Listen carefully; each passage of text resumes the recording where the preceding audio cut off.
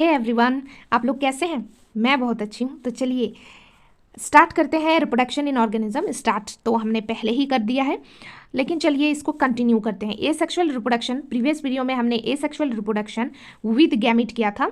क्या था वो? हाँ, पार्थेनोजेनेसिस, राइट। आज हम लोग विदाउट गैमीट करेंगे। अच्छा, विदाउट गैमीट ना आपको बहुत सारे टाइप मिलेंगे, तो चलिए स्टार्ट करते हैं हम लोग। Without gamete asexual reproduction कई टाइप्स के होते हैं, जैसे कि budding, binary fission, sporulation, fragmentation, vegetative propagation. अच्छा, इसको ना आप इस तरीके से याद रख सकते हैं जैसे कि मैंने किया है, या फिर आप अपना कोई भी टेक्निक लगा सकते हैं, लेकिन मैंने ऐसे ही याद किया है। बीबीज फेवर, ओके। तो BBS से बीबीज फेवर। बी से हो गया बडिंग, बी से हो गया बाइनरी फिजन, एस से हो गया स्पोर्युलेशन, एफ से हो गया फ्रेगमेंटेशन, वी से हो गया वेजिटेटिव प्रोपेगेशन। तो मैं आपको बता देती हूँ कि आज के वीडियो में हम लोग क्या क्या पढ़ेंगे। बडिंग और बाइनरी फिजन के बारे में पढ़ेंगे। नेक्स्ट वीडियो में हम स्पोर्युलेशन, फ्रेगमेंटेशन के बारे में पढ़ेंगे। और ये वेजिटेटिव प्रोपेगेशन जरा बड़ा टॉपिक है, इसलिए इसको शायद एक वीडियो में ख़त्म कर दें। कोशिश तो रहेगी, अगर नहीं होता है तो 2 वीडियो लग सकता है वेजिटेटिव प्रोपेगेशन में। तो चलिए स्टार्ट करते हैं। सबसे पहले हम लोग पढ़ेंगे बाइनरी फिजन। यहाँ पर थोड़ा सा कट गया है, सॉरी फॉर दैट, बट यहाँ पर आप नोट कर लीजिए, मैं बता रही हूँ। ये क्या है? ये है binary fission, okay, binary fission. तो सबसे पहले हम बाइनरी फिजन के बारे में पढ़ेंगे। तो देखिए, बाइनरी फिजन का डेफिनेशन सिंपल सा है, separation of a single individual into 2 individuals. Of course क्या है? एक सिंगल ऑर्गेनिज्म से 2 ऑर्गेनिज्म में टूट जाना। बाय मतलब क्या होता है? दो होता है, यानी एक ऑर्गेनिज्म का 2 ऑर्गेनिज्म में टूटना ही बाइनरी फिजन होता है, ठीक है, सिंपल। अच्छा, ये इसका एग्जाम्पल क्या है? बहुत ही famous, amoeba. Amoeba single celled organism है। ये एक अमीबा है, ये 2 अमीबा में टूट जाता है, जिन्हें हम डॉटर सेल्स कहते हैं, ठीक है। तो यही है बाइनरी फिजन और कुछ नहीं। एनसीईआरटी में बहुत ही अच्छी तरीके से दिखाया हुआ है। एनसीईआरटी में दिखाया हुआ है कि ये एक अमीबा है, ये सबसे पहले अपना जो ये जेनेटिक मेकअप है इसको डबल करेगा, ठीक है।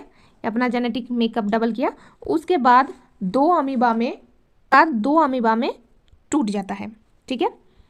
बाइनरी फिजन के आपको कई सारे बाइनरी फिजन के टाइप्स होते हैं। सबसे पहला सिंपल बाइनरी फिजन, उसके बाद लॉन्गिट्यूडिनल बाइनरी फिजन, उसके बाद ट्रांसवर्स बाइनरी फिजन। तो सिंपल बाइनरी फिजन अभी आपने देखा, अमीबा और बैक्टीरिया कहीं से भी टूट गया, ठीक है। लॉन्गिट्यूडिनल बाइनरी फिजन आपको देखने को मिलता है यूग्लिना ऐसे यूग्लिना होता है, ये एक यूग्लिना है। ये लॉन्गिट्यूडिनल मतलब होता है इस तरह से टूटना, और ट्रांसवर्स मतलब इस तरह से टूटना, ठीक है। तो ये एक यूग्लिना है, ये लॉन्गिट्यूडिनल वाइज ऐसे टूट जाता है, 2 यूग्लिना में बट जाता है। नेक्स्ट है हमारा ट्रांसवर्स बाइनरी फिजन। इसका एग्जांपल है पैरामीशियम और प्लेनेरिया। पैरामीशियम जो चप्पल का शेप का आकार होता है, ट्रांसवर्स मतलब ऐसे। तो यहाँ पर ये एक पैरामीशियम है जो इस तरीके से टूटकर 2 पैरामीशियम में डिवाइड हो जाता है, ठीक है। अच्छा, प्लेनेरिया जिसमें काफ़ी हाई रीजनरेशन कैपेसिटी होती है, ये एक अजीबोगरीब क्रिएचर होता है, जैसे कि मैंने यहाँ पर दिखाया हुआ है। प्लेनेरिया ऐसे ट्रांसवर्स टूटता है, और ये देखिए इसका मुंह इधर टूट गया और इसका पीछे साइड इधर टूट गया।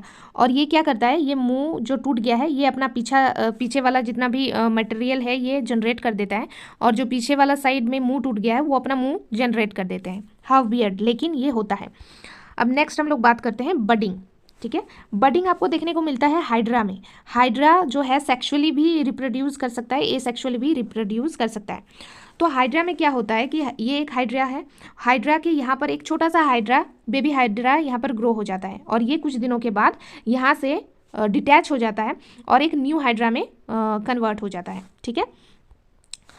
तो अगर मैं बात करूँ बडिंग की, तो बडिंग की भी 2 टाइप की होती है। एक होता है इंटरनल बडिंग और एक होता है एक्सटर्नल बडिंग। अभी जो आप हाइड्रा में देख रहे हैं ये एक्सटर्नल बडिंग है, क्योंकि यहाँ पर बड आपको बाहर दिखाई दे रहा है, ठीक है।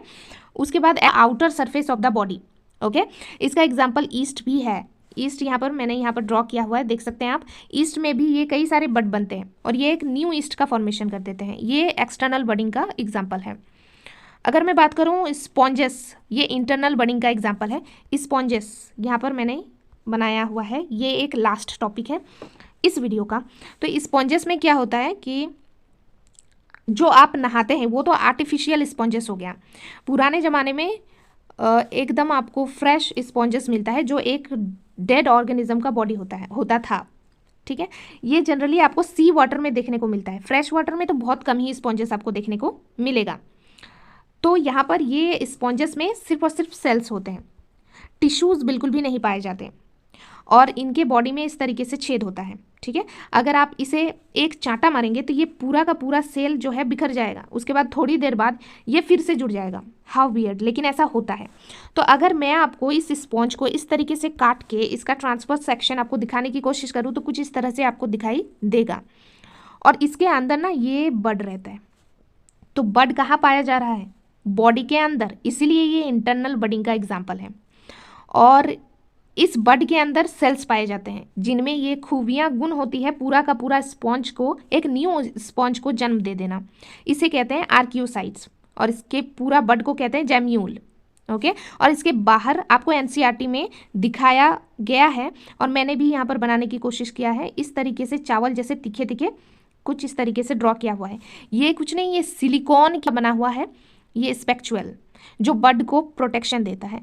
क्योंकि मान लीजिए कोई इस वाटर में अगर कोई टॉक्सिन आ गया तो ये टॉक्सिन तो उस बड के अंदर घुसकर उस बड को नष्ट कर देगा, लेकिन ये जो है उस टॉक्सिन से इस बड को बचाता है। ओके, जिससे कि कुछ समय बाद जब मान लीजिए टॉक्सिन खत्म हो जाए पानी के अंदर या फिर एक फ्रेश इन्वायरमेंट इससे मिल जाए तो ये जनरेट करके न्यू स्पंज बना देता है। तो ये हमारा बडिंग था और बाइनरी फिजन। नेक्स्ट वीडियो में हम स्पोर्युलेशन और फ्रेगमेंटेशन की बात करेंगे।